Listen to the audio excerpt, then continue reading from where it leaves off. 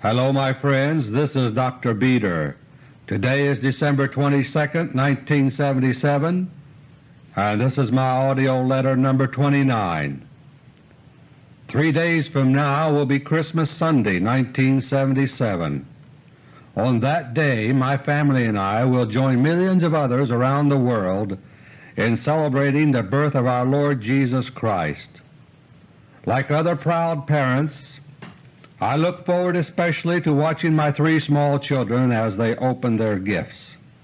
For them, Christmas is a time of pure joy, and that helps to make it so for us grown-ups as well. Even so, this Christmas they will not be receiving the one present I wish they could have most of all, the gift of a future to look forward to, a future of freedom instead of slavery, a future of plenty instead of scarcity, a future of real peace instead of deliberate war. If I had the power to grant my children an abundant future of freedom and peace all by myself, I'd do it. But that is not possible. They cannot look forward to a future like that unless all of our children can do the same. And, my friends, the future which we as a nation are bequeathing to our trusting children is one for which we deserve to be chastised severely by our Lord. Much has been entrusted to us, and we have not measured up to that trust. We in America have always looked back at the tragedy that Nazi Germany became and said to ourselves, how could such a thing have happened? Couldn't the German people see that they were headed toward disaster? Why didn't they do something to stop it? But apparently we as a nation learned nothing at all from their example, or from any of the other lessons in history. Because, my friends, the United States is headed for a disaster that dwarfs what happened to Germany or Japan or Russia or China. It is about us that future generations will say, how could such a thing have happened? Couldn't the American people see that they were headed toward disaster? Why didn't they do something to stop it? More and more Americans can sense now that something is definitely wrong. If nothing else, our survival instinct is ringing a muffled alarm inside all of us, warning of imminent danger. But so far most Americans are still on the sidelines, forfeiting all our rights and failing our responsibilities under the United States Constitution. Instead of analyzing the facts that are already before us, most of us choose the false wisdom called wait and see. Instead of going to the effort to challenge our rulers about matters that are deciding our fate, we deceive ourselves with the notion that at the next election we can discharge our whole duty by casting a vote. Meanwhile we just sit on the fence while we wait and see. Those who are waiting to see do not have much longer to wait. At the beginning of this year in AUDIO LETTER 20, I pointed out that we are in the period of undeclared warfare that history will record as pre-war leading up to the planned nuclear War I. Today, as 1977 is on the wane, the pre-war period is also on the wane. The first stages of war itself are intended to erupt soon, beginning in the Middle East. When I resumed recording the AUDIO LETTER in August of this year, after a silence of 3 months, I warned you that we are now in a new phase as we watch increasingly the fulfillment of man-made plans for disaster and war. Having squandered and wasted the days of grace God gave us to prevent disaster, we as a nation are going to suffer by our own choice. My 3 topics for today are: Topic number 1, cyclones, earthquakes, and Soviet intimidation of America. Topic number 2, the dismantling of the NATO alliance. And topic number 3, America's betrayal into a new Bolshevik revolution. Topic number 1. Last month I told you the locations of the Soviet particle beam weapon installations that are now operational on the Moon, and I warned you that, quote, if the normal Soviet pattern is followed, we can expect a test of a Moon-based particle beam weapon against some Earth target in the very near future. If this is done, it will probably take place under circumstances where its effects can be explained away as having some other cause." Unquote. Events are now moving very fast, my friends. When I recorded those words last month on November 21, the first Soviet test shot at the Earth had already taken place, but intelligence about it had not yet reached me.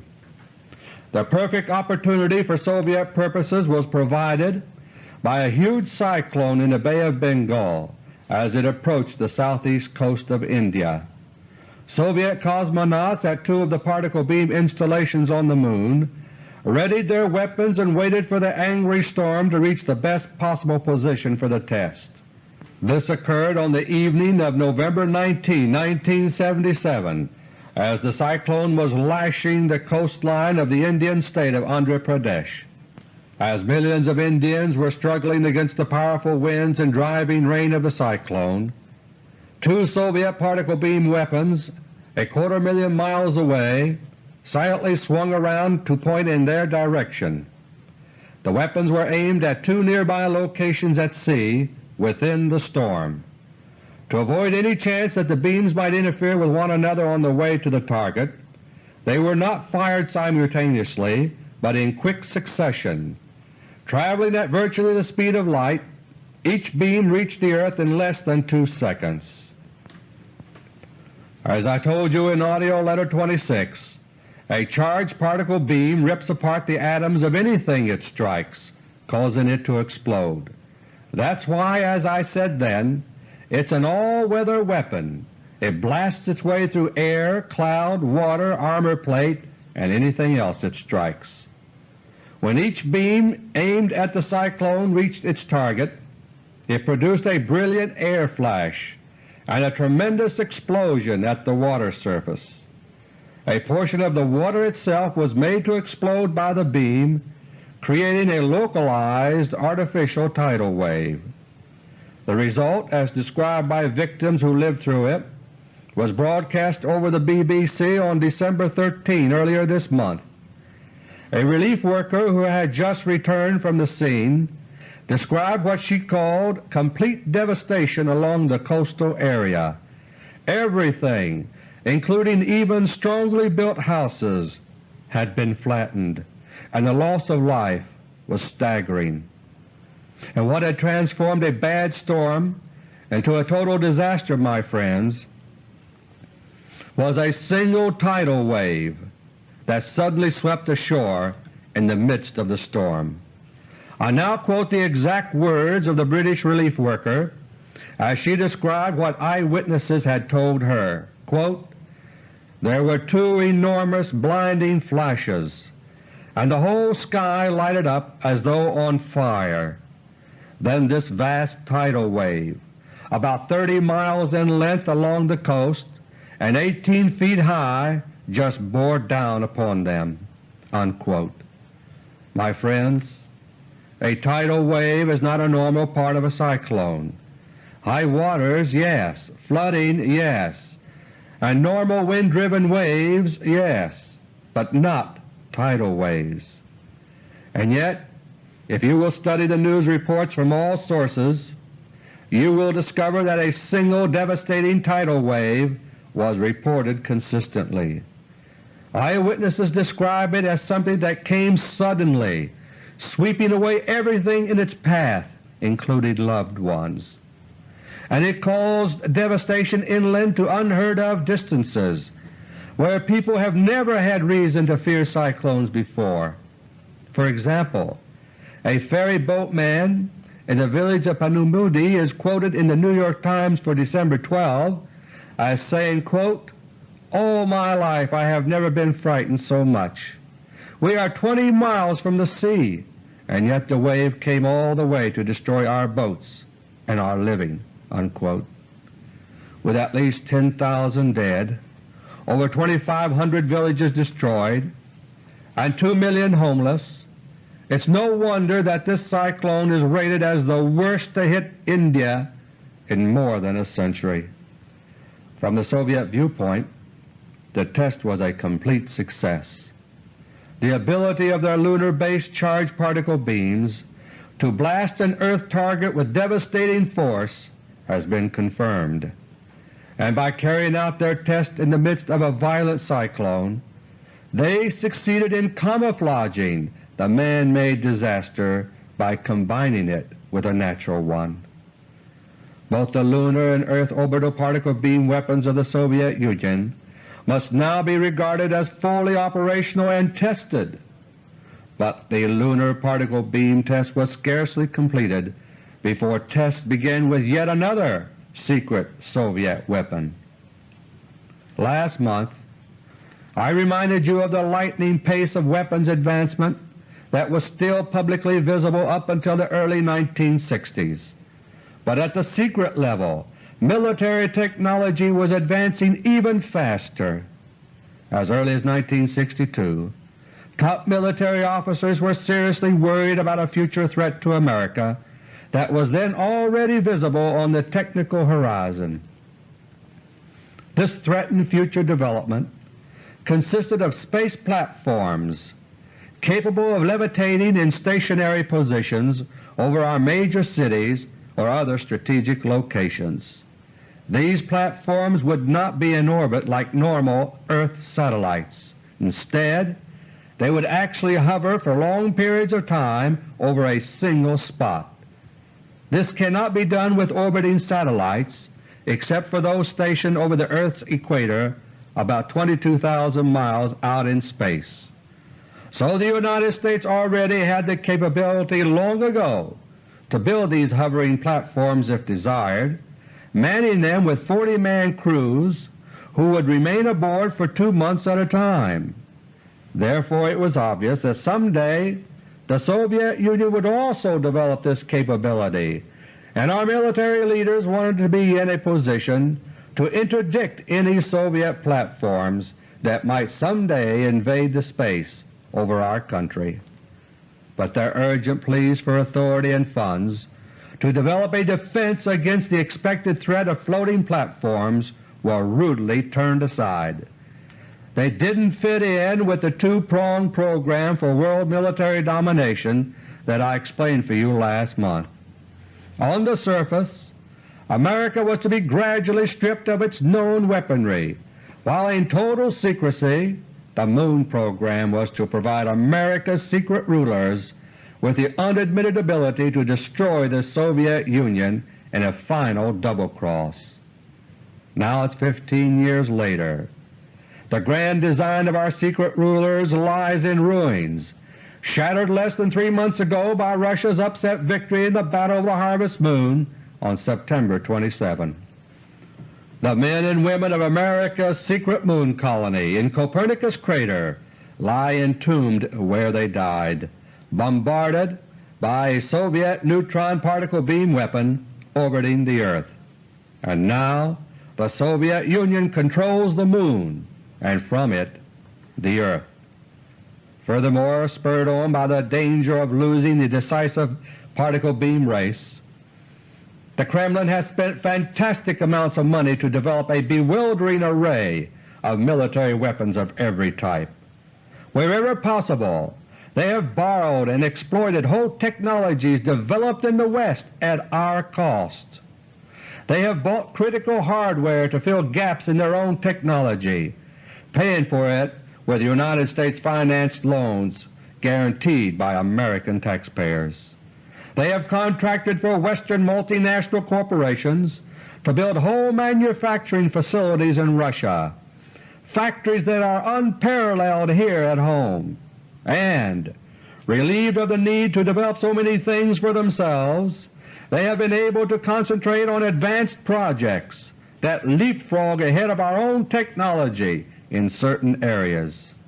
And one of these areas is the hovering space platform, which certain of our military leaders were worried about 15 years ago.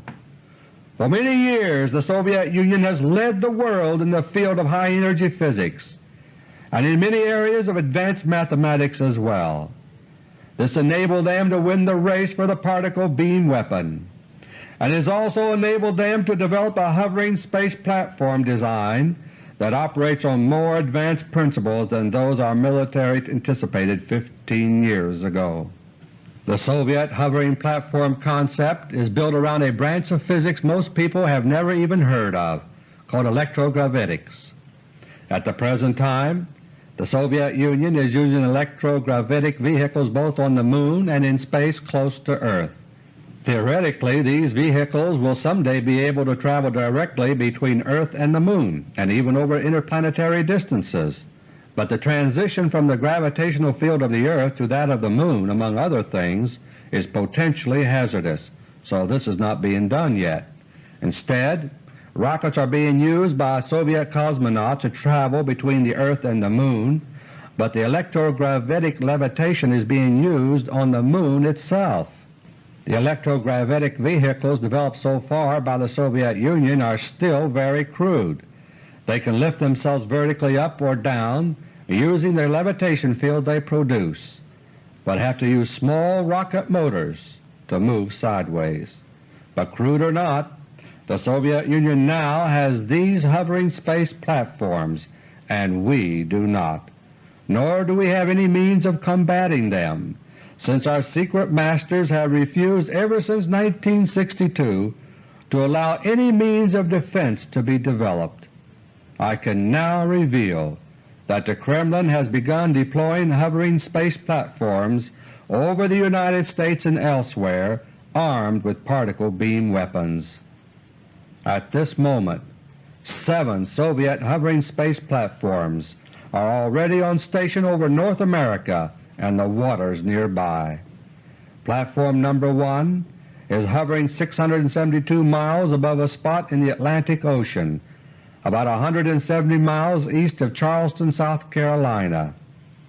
Number 2 is 821 miles above a spot in the Pacific, 256 miles southwest of Los Angeles, California.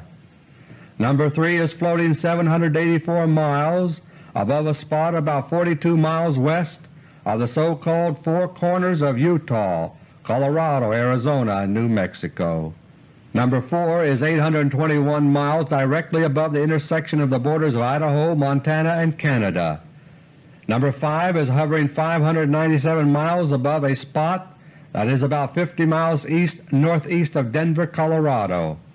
Number 6 is 560 miles above Illinois, over a spot about 80 miles southwest of Chicago and 50 miles east of Peoria. Number 7 is at the same altitude, 560 miles, over a spot about 10 miles northwest of Morgantown, West Virginia, at the border of southwest Pennsylvania. The first 4 platforms are manned. The other 3, launched more recently, are still being checked out by remote control prior to being manned by crews who will be carried there by electrogravitic shuttle. Early this month, on December 2, 1977, the crew of Soviet Platform No. 1 received the orders they had been waiting for from Moscow. They were to commence defocused beam tests. A defocused beam expands out over a broader and broader area as it flashes through space, and as a result, when the broad beam strikes the atmosphere, most of the energy is spent in the air itself. This is the exact opposite of the situation on November 19, when the lunar particle beams created tight shafts of energy that passed through the Indian cyclone to strike the sea with great power. The crew adjusted their particle beam weapon to defocus the beam to a prescribed amount. Then at approximately 10 a.m. they aimed their weapon at a spot in the sea about 50 miles off the South Carolina coast and fired. The air itself over the ocean east of South Carolina was made to explode with the force of 100 tons of TNT. along the South Carolina coast, thousands of people heard the tremendous rumble from the blast at sea. Dishes rattled and some windows broke. At the Lamont Doherty Geological Laboratory north of New York City, acoustic monitoring instruments jumped off scale. Everyone who heard it wondered what had happened. About 3:45 that afternoon, the crew of Platform 1 were ready for a second test shot. The target area this time was the sea off the New Jersey coast, 650 miles to the north-northeast of Platform 1. The particle beam weapon had been readjusted to compensate for the greater distance involved, and then it was fired. At points along the coast from Cape May, New Jersey to Connecticut, thousands heard the powerful blast as more dishes rattled and more windows broke. Again acoustic monitors were driven off scale. On December 15, Platform 1 began firing again. At least 5 blasts were fired into the air over the Atlantic that day. On December 20, just 2 days ago, still more blasts took place. But the major news media have begun to treat the whole matter as if it were a joke. Most Americans do not live on the East Coast, of course, and have not heard these explosions for themselves. But listen to these words that a housewife in Manhattan used to describe one of the explosions to me. It was a bright sunny day, and my older kids were in school. I was at home when suddenly there was a tremendous boom. It sounded like it could have been next door, or it could have been a million miles away. You just couldn't tell. It was a low, thundering, deep, all-encompassing noise. It sounded like a bomb, but I thought it might be an earthquake. I grabbed the kids, my younger kids who were at home, and ran to the wall. I glanced at the clock and it was just after 1 o'clock. I waited to see what else would happen, but nothing did. I turned on the radio to find out what had happened, but there was nothing on the radio, nothing about what had happened. The kids in school were all scared. The teachers said, "It's Con Edison." But of course if it had been Con Edison, the whole neighborhood would have blown up. It just sounded as if something had hit the bottom of the earth." Unquote. Soviet acts of intimidation are becoming more frequent and more vicious. Only last night around 7 p.m. another series of so-called mystery explosions were heard off the East Coast. And only today 2 grain elevators, one in Louisiana, the other in Mississippi, exploded within hours of one another. The first explosion took place this morning, December 22nd, at the huge Continental Grain Company elevator on the west bank of the Mississippi River, a few miles upstream from downtown New Orleans. Eyewitnesses said, quote, "It went up like an H-bomb." Unquote. The ground shook for several seconds as though in an earthquake. A huge mushroom cloud stretched perhaps a mile into the air, and debris from the structure kept falling like feathers into the river. The entire facility, storing $100 million worth of grain, was ruined, and there were scores injured, perhaps 24 killed. The portion of the elevator nearest the river was completely blown off. My friends, when I resumed recording my audio letter last August with issue number 25, I warned that there were 158 Soviet nuclear mines, that is, small H-bombs, buried underwater along the Mississippi River. The destruction of the grain elevator near New Orleans this morning resulted from the detonation of the first of these bombs, which was located in the river near the south end of the loading dock. Other Soviet nuclear mines are still waiting to be exploded within a few miles of that location. One is just across the river from the site of today's explosion in an area known as Carrollton Bend.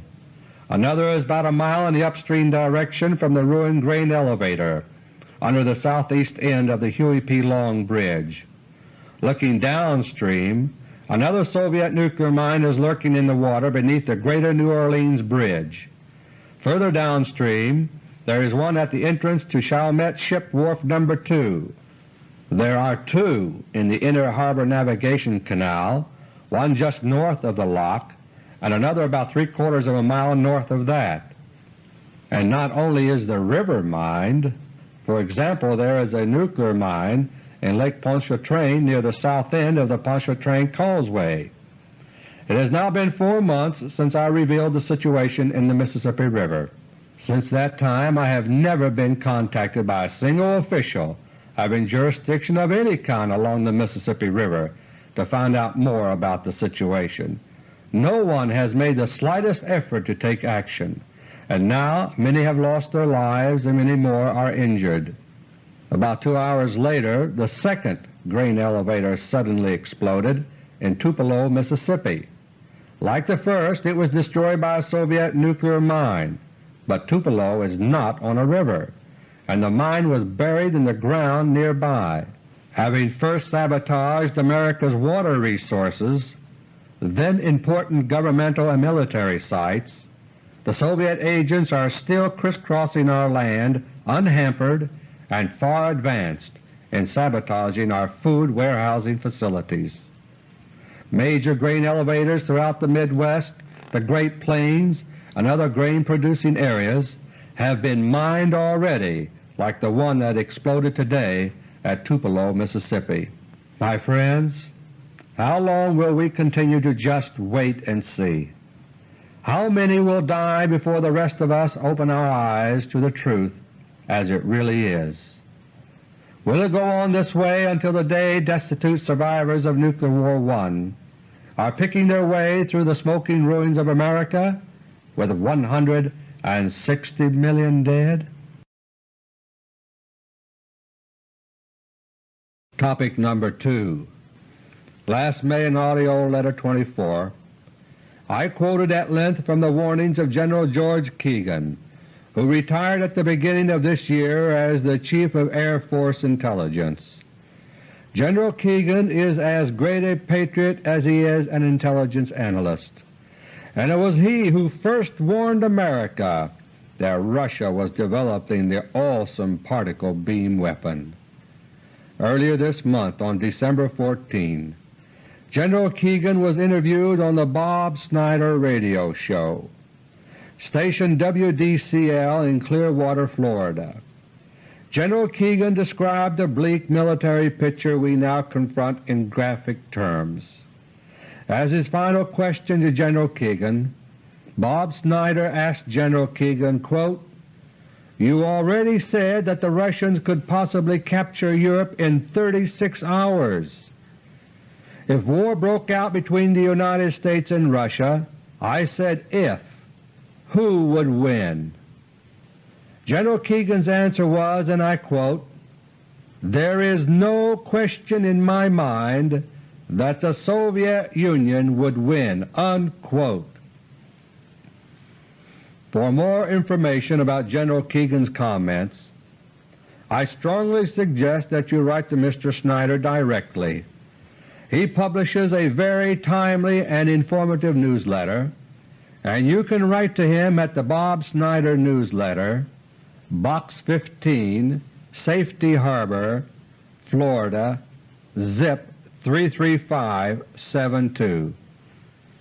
For those who are willing to open their eyes and see, more and more bits of the truth are surfacing here and there that point to our true situation. But so far only one major newspaper, the Chicago Tribune, has seen fit to do an in-depth job of alerting its readers to the possible magnitude of the silent war that is already going on. When I revealed the Soviet underwater missile crisis of 1976 during July and August of that year, I alerted you to the major emphasis that the Soviet Union now puts on its Navy. And in a Sunday edition earlier this month, the Chicago Tribune ran a series of articles in a special report section entitled Undersea Warfare. Originally the articles were to have run over a period of days beginning on December 7, the anniversary of Pearl Harbor. But rather than run the risk of being pressured to halt the series after it began, The Tribune had the courage to run them all at once on Sunday, December 4, 1977. I strongly recommend that you go to your library and read the Chicago Tribune articles on undersea warfare in their entirety, and read them closely, my friends. To give you some idea of what you'll find, I'll now quote some passages from the various articles, including both the Special Reports section and the lead article which appeared on page 1. Quote, "The cold, dark war underseas is an expensive and essential element of Allied military planning at all levels. Occasionally its muffled sounds reach the ears of the public, but not often. The underseas war is rigged for silent running." Unquote. And quote, "The reason the ASW anti-submarine warfare programs are cloaked in so much secrecy," officials said, "is that defending the sea has become the weakest link in the chain of American preparation for both conventional and nuclear war." Unquote. 2 paragraphs later, quote, "The high stakes involved have also produced a continuing mini-war on and below the high seas, as ships, submarines, and planes of the United States and its allies fence with Soviet forces testing each other's systems. One arena for these so far bloodless encounters is the North Atlantic, where the United States has positioned its most effective ASW forces and equipment." Unquote. Later in the same article, quote, "But it was learned that the system is far from completely effective. Frequently United States hunters lose Soviet submarines after tracking them for a while. As a result, the United States command is confident it knows how many Soviet submarines are at sea, but little confidence about their whereabouts." Unquote. I might mention, my friends, that 2.5 years ago, in May 1975, Admiral Gorshkov, the head of the Soviet Navy, declared that the Soviet Union has solved the problem of tracking and neutralizing our submarines.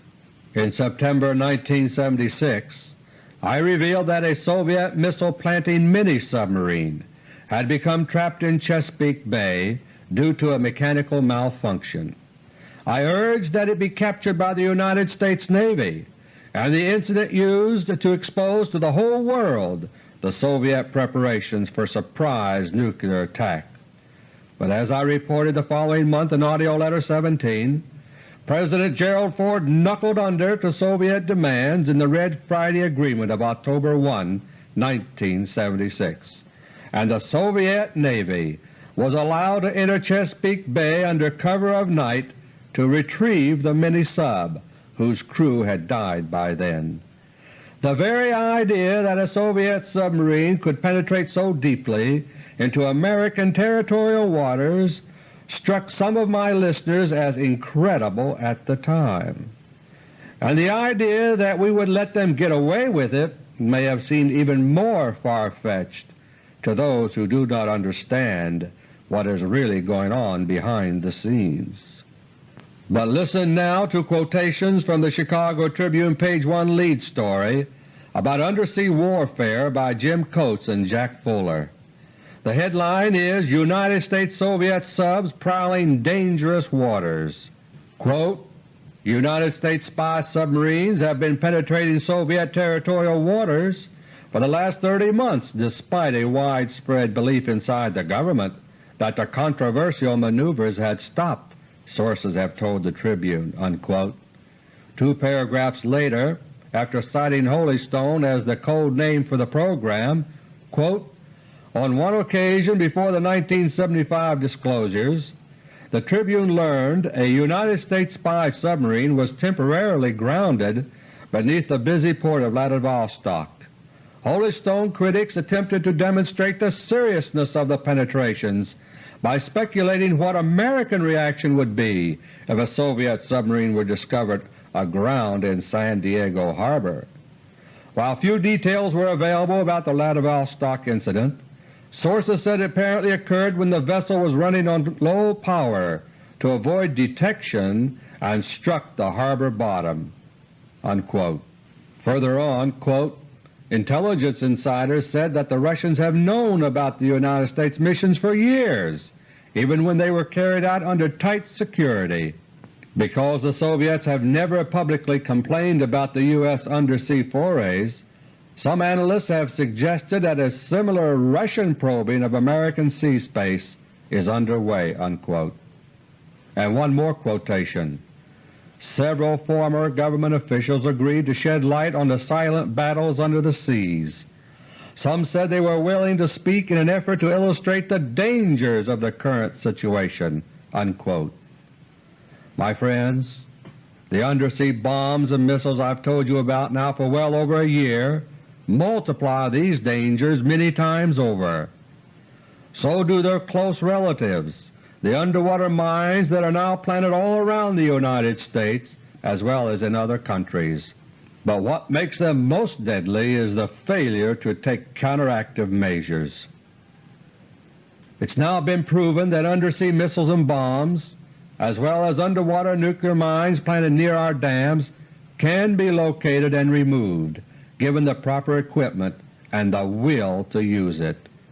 Last month I warned that the Kensico Reservoir, Tarrytown Reservoir, and Pocantico Lake north of New York City all contain Soviet nuclear mines, as did the Hudson River near the east end of the Tappan Zee Bridge. On December 7, I received an important call from an official of Westchester County. It was only the first call, but for once someone was taking the threat seriously. Within days action was quietly being taken to find and remove the bombs in the 3 bodies of water, and by late last week I received word that all 3 had been successfully located and removed.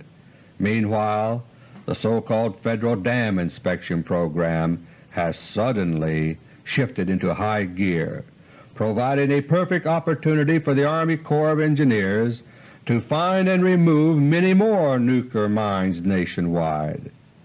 So far I can only confirm that Westchester County, the home of the Rockefellers, has benefited from such quick action. As for the undersea cobalt bombs that now dot the ocean floor worldwide, the Union of South Africa has become the first nation to take action. In late September I informed the government through intermediaries of the locations of 10 Soviet cobalt bombs planted off the South African coast. They were planted along the coast from a point about 200 miles northwest of Cape Town, around the Cape of Good Hope, and around to the east to a point about 160 miles east-northeast of Durban. I also relayed the locations of 2 bombs within South Africa, one near Johannesburg, the other close to Kimberley. The South African government is taking measures to remove these bombs, and so far 4 bombs from Cape Town to Port Elizabeth have been found and removed. That's the good news, my friends, but the bad news is that nowhere is the public being let in on what is happening. As a result, it's only a matter of time until Soviet agents secretly replace the bombs that have been secretly removed from the 2 reservoirs in the lake in Westchester County, just as the Soviet Navy has always replaced undersea missiles wherever they were picked up. By the same token, bombs secretly removed by South Africa will eventually be replaced. The end of all this secret jockeying is demonstrated by the current plight of the United States, and now of Great Britain as well. Over a year ago the United States Navy was forced to cease and desist from removing each round of Soviet undersea missiles from our territorial waters as they were planted. Now over 200 short-range Soviet nuclear missiles infest our territorial waters, including over 50 in the Great Lakes. Great Britain held out for a full year longer than the United States, but she too has finally succumbed. For a year and more the Royal Navy kept locating and extracting Soviet undersea missiles from her own waters. but this fact unfortunately was never made public officially. America's disastrous loss of the space battle of the Harvest Moon in late September rendered the situation untenable, and in early October British Foreign Minister David Owen went to Moscow to capitulate. And now as a result, the British Isles are surrounded by no fewer than 60 Soviet underwater missiles, 52 around England, Wales, and Scotland, and 8 around Ireland. As in August 1976, Great Britain is once again more densely targeted by Soviet undersea missiles than any other spot on earth, and Britain, the only other power to join the United States and the Soviet Union in the so-called SALT talks, is now joining the United States in the process of surrender through disarmament. The badly weakened NATO alliance is now in the process of being neutralized and dismantled completely. For years the growing might of the Warsaw Pact nations has been tipping the military balance in Europe ever more heavily against NATO. But the process that is now splitting and destroying NATO is not the Warsaw Pact threat. The coup de grace is being delivered by the controlled Carter administration, obediently doing as it is told by the Soviet Union. The Carter administration is abandoning NATO, and the Europeans know it. Very much the same process had been planned anyway under the Rockefeller Grand Design that I've detailed for you in the past. But now, since the Rockefeller plans unraveled in late September, the Soviet Union is in control. And like a judo throw that enables a person to use his opponent's strength to defeat him, the Soviet Union is now using the Rockefeller brothers' own machinations against them. NATO badly needs the ground-launched cruise missile in order to offset the sheer numerical superiority of Warsaw Pact forces. Originally, the cruise missile was intended to be what is called a theater weapon, whether used in the air, on the ground, or at sea. For that purpose the cruise missile would be very useful. But in order to provide an excuse for the scrapping of the B-1 bomber, a true strategic weapon system, the image of the cruise missile was upgraded to that of a fearsome new strategic weapon, which it is not. And now the range of the cruise missile is being restricted in the SALT talks so as to cripple its effectiveness. Our NATO allies are watching helplessly as the Carter administration bargains away their dwindling hopes for continued survival. The same is true of the neutron bomb, which has been given an image that makes it very hard for European politicians to defend to its public. Yet NATO military planners see it as the only effective way to erase the ability of the Warsaw Pact to roll over their countries and conquer them in a blitzkrieg.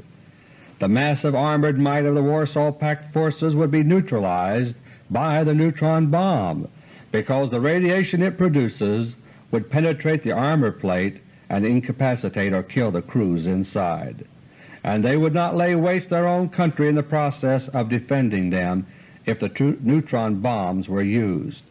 But Radio Moscow hammers away every day against the neutron bomb, and the Carter administration is now throwing away the right to give NATO the neutron bomb in the SALT talks. Meanwhile, the security of Western Europe grows more precarious by the day. Certain forces within the CIA have already lit the fuse that is intended to make the Middle East explode into war by programming President Sadat of Egypt to seek a separate peace with Israel. At the same time, reports have reached the West of a rare conference in Moscow of the Soviet Union's top military leaders in Europe, the Far East and around the Soviet frontiers.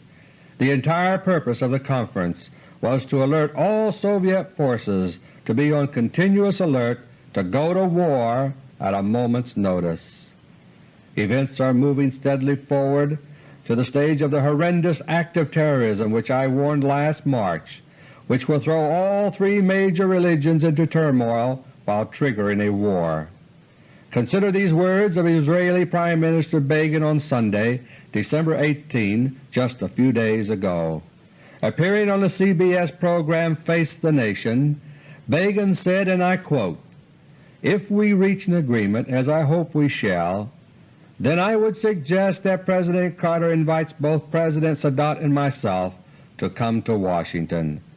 And then we shall be, let me say, a cycle of friendship and faith, a Christian President, a Muslim leader, and the Jewish Prime Minister, and announce to the world, 'Peace unto you.'" Unquote. When war comes in the Middle East, the Soviet Union now plans to pick up all the pieces, yet leave the United States to receive the blame of world opinion for helping bring about the war. The Carter administration is not master of its own house, and has now been drawn into the position of being a party to the separate peace negotiations that are leading to war. Radio Moscow, meanwhile, is speaking out continually against the treachery that has divided the Arab world as never before. When the Middle East war comes, it will cripple the heart of Europe, which depends on the Middle East for most of its oil. It will be the final straw for Western Europe, which will fall into Russia's hands like a ripe plum, either by military invasion or by going the way of Finland and tacitly joining the Soviet sphere of influence. Southern Africa will be dealt a mortal blow as well, cut off from European supplies and support, and 90% of its oil from Iran. And the Middle East itself, thanks to the unceasing Soviet denunciations of what is happening now, will slip back under more complete Soviet domination than ever before. It will be another Vietnam for the United States, only far worse. NATO will be no more, and after expending American lives and losing billions in military hardware, America's only reward will be the fruits of a cut-off of oil from the Middle East. Manipulation of the resulting shortages will make them seem far worse than they really are, and emergency economic controls will be imposed by our outlaw government to grind us all down under ever more complete control. My friends, the situation is grave. The only significant reservoir of patriotism and loyalty to America that still exists at the top levels of our government is in the ranks of the military. In the Soviet underwater missile crisis of 1976, it was the Joint Chiefs of Staff, not Congress and not the President, who were responsible for preventing a nuclear Pearl Harbor attack on America. General George S. Brown, the Chairman of the Joint Chiefs, took action only within the constraints of law, but it was he who argued mightily and successfully for President Ford to overrule Henry Kissinger and give the order for the Soviet missiles to be removed. The Kremlin can smell the scent of victory and does not intend to be tripped up again. So the Carter administration has been ordered by Russia to dismantle the Joint Chiefs of Staff by making drastic changes that will destroy its effectiveness. Preparations to do this are now underway, and already articles critical of the Joint Chiefs are appearing in order to prepare the public to accept any such change without giving it a second thought. If anything at all is to be done to arrest the headlong tumble of our country into disaster, it will have to include superb strategy and expert coordination of our weakened military forces. Once the Joint Chiefs of Staff structure is gone, that chance will be gone with it. But unless the wait-and-see attitude of many Americans changes very quickly, the Joint Chiefs of Staff are finished. Topic number 3. My friends, recently I have challenged the 4 Rockefeller brothers, now that their grand plan has been upset by the Soviet Union, to turn over a new leaf. I have urged them to cast their lot with us, the people of the United States of America, and to begin using their wealth and resources for the good of us all. Even at this late date, a sincere new beginning might enable their names to go down in history with honor instead of with a curse. But I must tell you now, my friends, that we have their answer. I've told you in the past about the role of the Rockefeller Empire in helping to finance the Bolshevik Revolution to take over Russia in 1917. And I've told you about the Rockefeller-Soviet alliance that grew out of that. And since the spring of 1976 I've been chronicling for you the collapse of this alliance in mutual double-cross. What an earlier Rockefeller generation spawned has gotten out of control of the third generation. But having learned nothing from this, the four Rockefeller brothers are now preparing to attempt a repeat performance, that is, a new Bolshevik revolution right here in the United States of America. Last month I let you in on the secret of understanding the Kremlin today. The Kremlin is now run not by the atheistic communists known as Bolsheviks, but self-proclaimed spiritual communists. Unlike the old Bolsheviks, who were always internationally minded and cooperated with the Rockefeller Empire, the spiritual communists are strong nationalists who want Soviet Russia to rule the world. As the alliance between the Rockefellers and the Soviets has been disintegrating, so too has the internal alliance between the old Bolsheviks and spiritual communists in Russia. More and more of the old Bolsheviks are being expelled from Russia, only to be welcomed into the United States with open arms. And the key federal regulatory agencies which govern Americans' lives and commerce are rapidly being packed with hundreds and hundreds of these arrivals from the Soviet Union. Just as outsiders sealed Russia's fate in 1917, the stage is being set here and now in the United States for a new Bolshevik revolution. The old Bolsheviks flooding into our country from the Soviet Union are bitter enemies of the current regime in Russia. The positions of power and control which they once enjoyed there have been lost. The Rockefeller brothers too are now the Kremlin's bitter enemies. So the alliance between them is a natural one, continuing in fact an alliance that used to link Washington and Moscow. The Rockefellers believe that the flood of Bolsheviks into our government is the fastest way they have of rooting out the large number of Soviet agents whom they placed in our government in the first place and who still take their orders from Moscow.